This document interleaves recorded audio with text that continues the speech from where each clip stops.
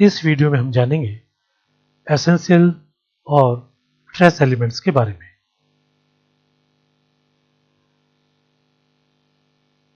एक स्वस्थ व्यक्ति जिसका कि वजन हम माने लगभग 70 किलो है, उसके शरीर में उपस्थित तत्वों की मात्रा को यहां सारणी में दर्शाया गया है। सारणी से यह स्पष्ट है कि एक औसत आदमी के कुल वजन का आधे से ज्यादा हिस्सा ऑक्सीजन का होता है। यहां सारणी से यह स्पष्ट है कि एक 70 किलो के औसत व्यक्ति के शरीर में ऑक्सीजन की मात्रा लगभग 45 kilogram, carbon 12 kilogram, hydrogen 7 kilogram, nitrogen 2 kilogram और फास्फोरस लगभग 700 ग्राम तक होता है। जबकि कैल्शियम लगभग 1 किलो, पोटेशियम 140 ग्राम, सोडियम 105 ग्राम, मैग्नीशियम 35 ग्राम, लौह तत्व अर्थात आयरन 4 ग्राम और जिंक लगभग 2 ग्राम होता है।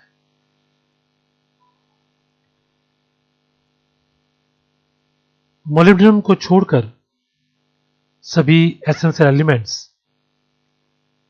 पृथ्वी की परत में, पृथ्वी की पपड़ी में काफी प्रचुर मात्रा में उपलब्ध होते हैं। इनके अतिरिक्त एल्यूमिनियम, सिलिकॉन, जिरकोनियम आदि भी पृथ्वी की परत में काफी अधिक मात्रा में उपस्थित होते हैं, लेकिन ये हमारे शरीर के लिए आवश्यक तत्व नहीं है, क्योंकि इन तत्वों का हमारे शरीर में विशेष महत्व नहीं होता है।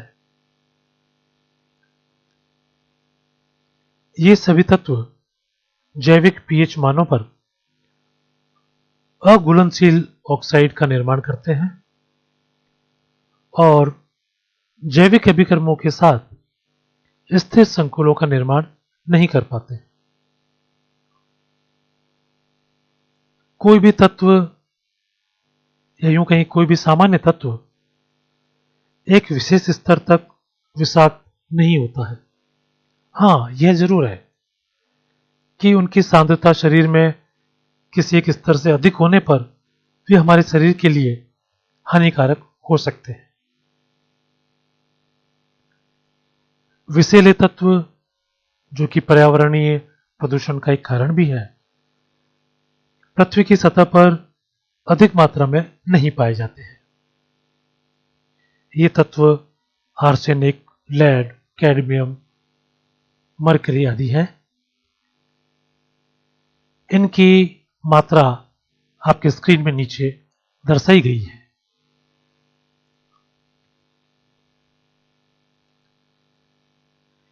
हमारे शरीर में जो जैविक प्रणाली है, उनमें तत्वों की जो भूमिका होती है, उसके आधार पर तत्वों का वर्गीकरण यहां पर दर्शाया गया है।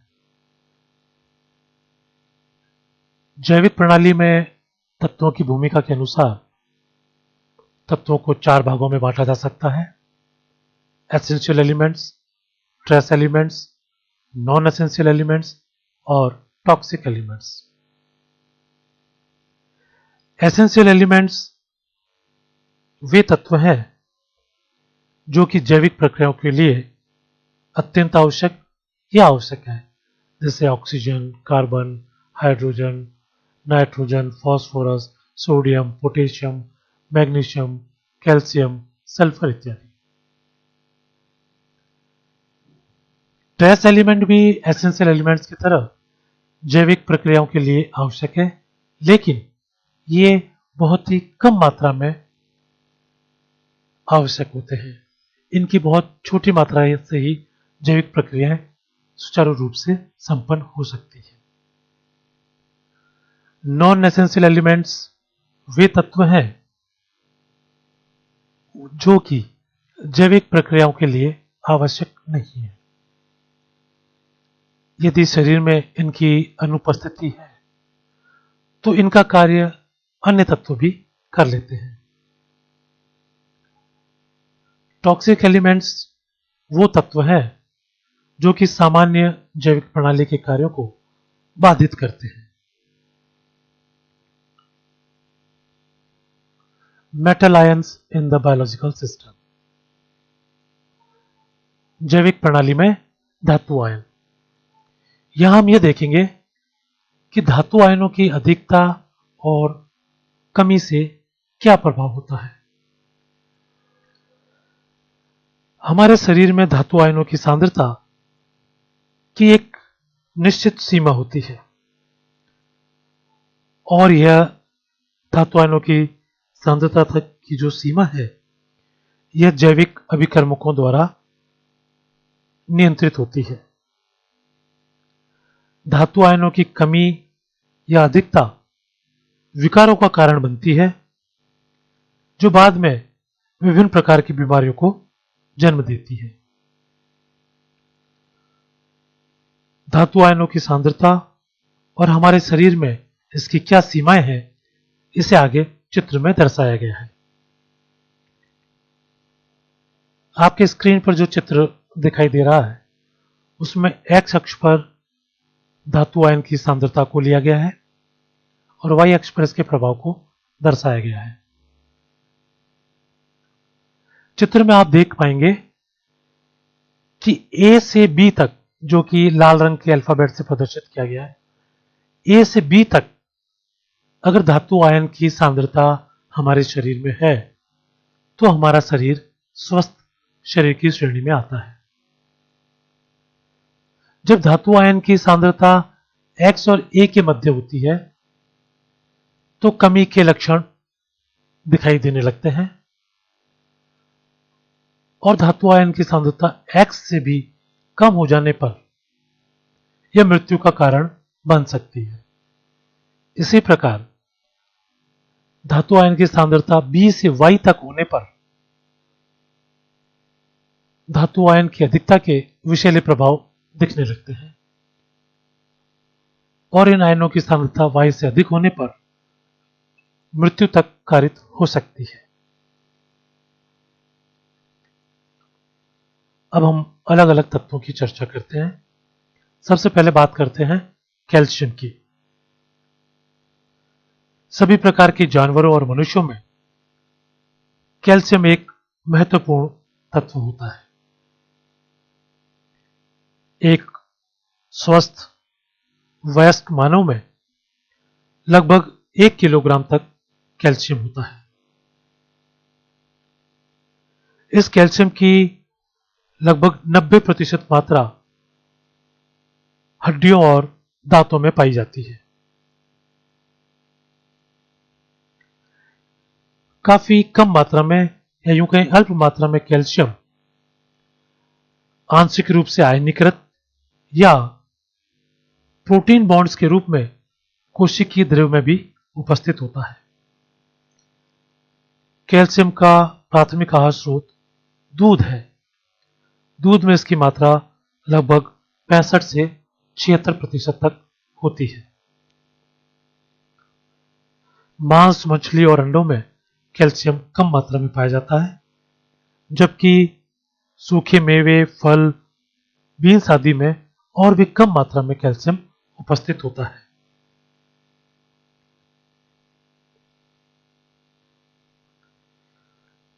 डेयरी उत्पादनों और प्रोटीन युक्त आहार का सेवन करने वाले राष्ट्रों में कैल्शियम की कमी आमतौर पर नहीं पाई जाती है।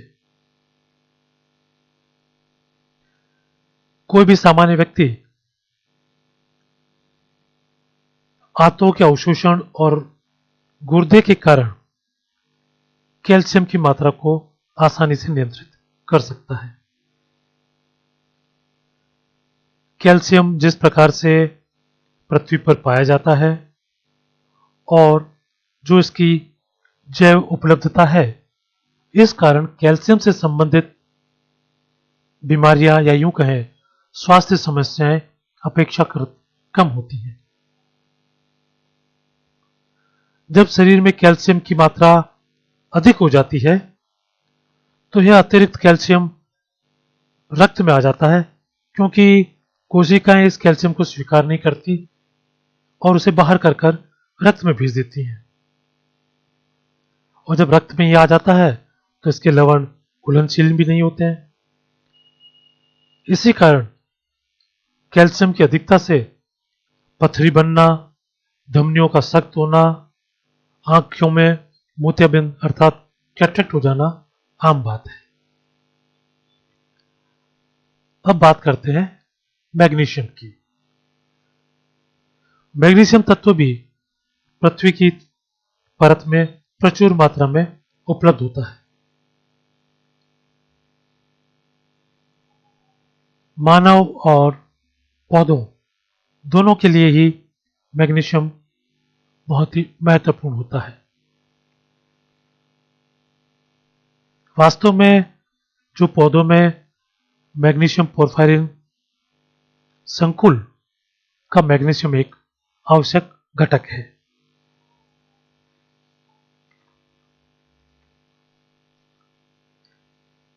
एटीपी द्वारा उत्प्रेरित होने वाले सभी एंजाइमेटिक अभिक्रियाओं के लिए मैग्नीशियम को एक कोफैक्टर की आवश्यकता होती है।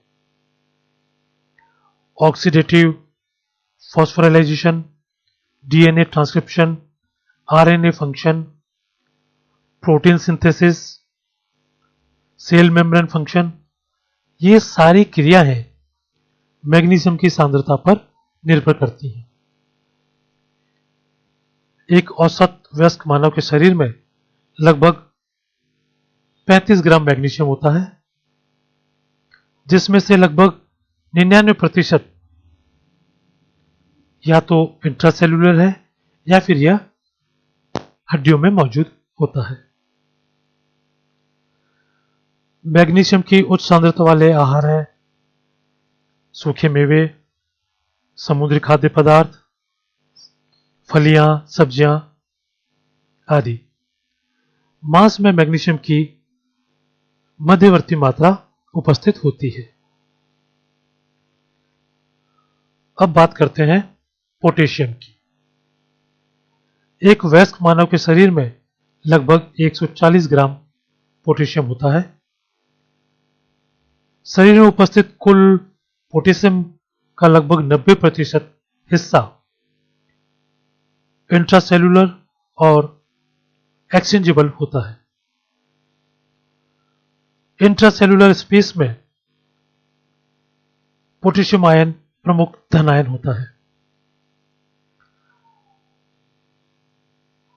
चूंकि मांसपेशियों में अधिकांश इंट्रासेल्युलर तरल पदार्थ होते हैं, अतः अधिकांश पोटेशियम भी वहीं होता है। पोटेशियम वनस्पति और पशु दोनों ही प्रकार के खाद्य पदार्थों में पाया जाता है, अतः असामान्य स्थितियों को छोड़ दें तो पोटेशियम की कमी के मामले बहुत कम पाए जाते हैं। यदि कोई व्यक्ति लंबी अवधि तक परिष्कृत शर्करा की उच्च मात्रा वाले आहार का सेवन करता है या अपनी अधिकांश कैलोरी कम पोटेशियम युक्त पेय से प्राप्त करता है, तो संभावना बनती है कि उसके शरीर में पोटेशियम की कमी हो जाए। सोडियम मानव सहित सभी जानवरों में सोडियम एक प्रमुख एक्स्ट्रा सेल्युलर कैटायन है। एक वयस्क मानव के शरीर में लगभग 105 ग्राम सोडियम होता है, जिसमें से लगभग 24% सोडियम हड्डियों में विद्यमान होता है, जबकि लगभग 65% सोडियम एक्स्ट्रा सेल्युलर फ्लूइड की भांति होता है। सोडियम आयन का संतुलन मुख्य रूप से गुर्दे यानी कि किडनी द्वारा होता है। गुर्दा हमारे शरीर का वह महत्वपूर्ण अंग है जो पानी और इलेक्ट्रोलाइट्स का संतुलन बनाए रखता है। नमक यानी कि सोडियम क्लोराइड जो हमारे आहार का महत्वपूर्ण अंग है, सोडियम का एक प्रमुख स्रोत है। हालांकि क्लोराइड आयन की अत्यधिक आहारी मात्रा का स्वास्थ्य पर कोई प्रतिकूल प्रभाव नहीं पड़ता है, लेकिन अत्यधिक सोडियम के सेवन से उच्च रक्तचाप हो सकता है।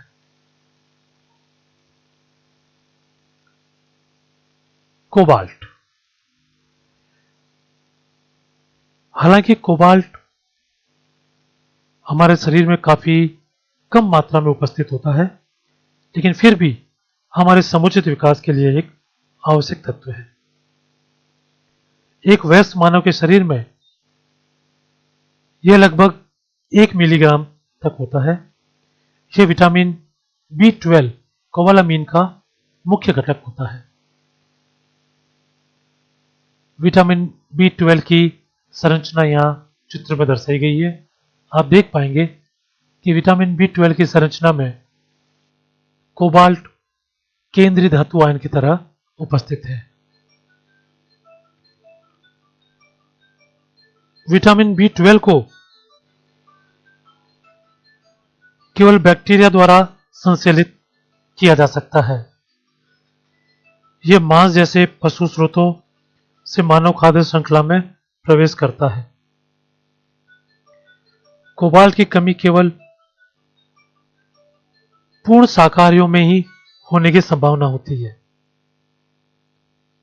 या फिर जब कभी B12 अवशोषण की सुविधा वाले आंतरिक कारक अनुपस्थित हो या गंभीर रूप से कम हो जाए तो भी कोबाल्ट की कमी हो सकती है।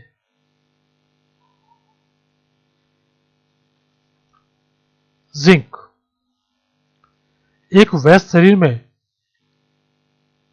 लगभग 1.5 से 3 ग्राम तक जिंक उपस्थित होता है। अधिकांश जिंक यकृत और हड्डियों में मौजूद होता है। कई उत्तेजनाओं की प्रतिक्रिया में रक्त और कई ऊतकों में जस्ते की सांद्रता काफी भिन्न होती है।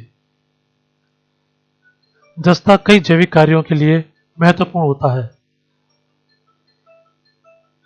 शिशुओं में जिंक की कमी वंशानुगत हो सकती है और इसे एकोडर्माटाइटिस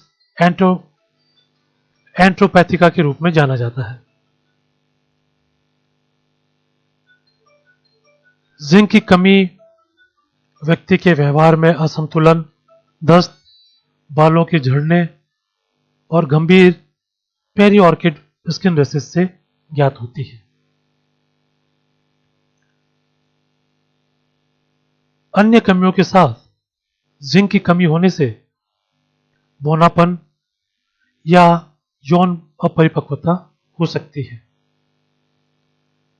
मनुष्यों में जिंक की सीमांत कमी से स्वाद की तीक्ष्णता में कमी, घाव भरने में देरी,